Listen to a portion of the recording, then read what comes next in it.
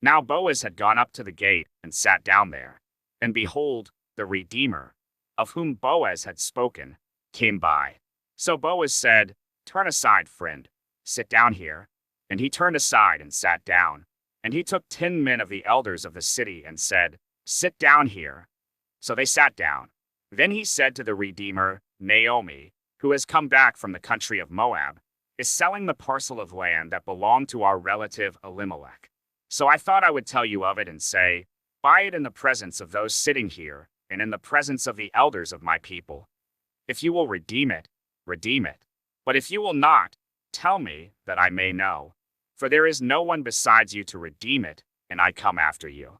And he said, "I will redeem it." Then Boaz said, "The day you buy the field from the hand of Naomi, you also acquire Ruth the Moabite, the widow of the dead, in order to perpetuate the name of the dead in his inheritance."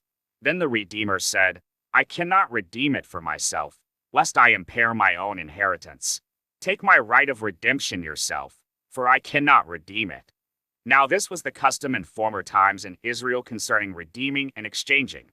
To confirm a transaction, the one drew off his sandal and gave it to the other, and this was the manner of attesting in Israel. So when the Redeemer said to Boaz, "Buy it for yourself," he drew off his sandal. Then Boaz said to the elders and all the people, "You are witnesses this day that I have bought from the hand of Naomi all that belonged to Elimelech and all that belonged to Chilion and to Mahlon. Also Ruth the Moabite, the widow of Mahlon, I have bought to be my wife, to perpetuate the name of the dead in his inheritance, that the name of the dead may not be cut off from among his brothers and from the gate of his native place. You are witnesses this day." Then all the people who were at the gate and the elders said, "We are witnesses. May the Lord make the woman, who is coming into your house, like Rachel and Leah, who together built up the house of Israel. May you act worthily in Ephrathah and be renowned in Bethlehem.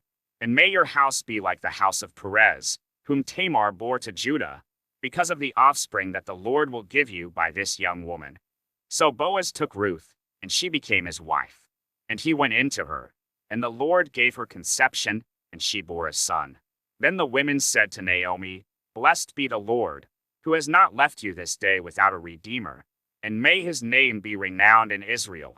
He shall be to you a restorer of life and a nourisher of your old age.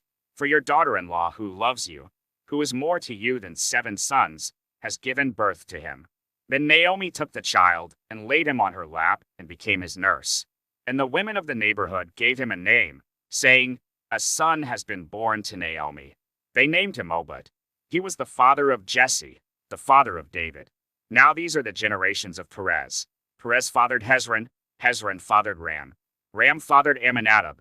Amminadab fathered Nahshon. Nahshon fathered Salmon. Salmon fathered Boaz. Boaz fathered Obed. Obed fathered Jesse, and Jesse fathered David.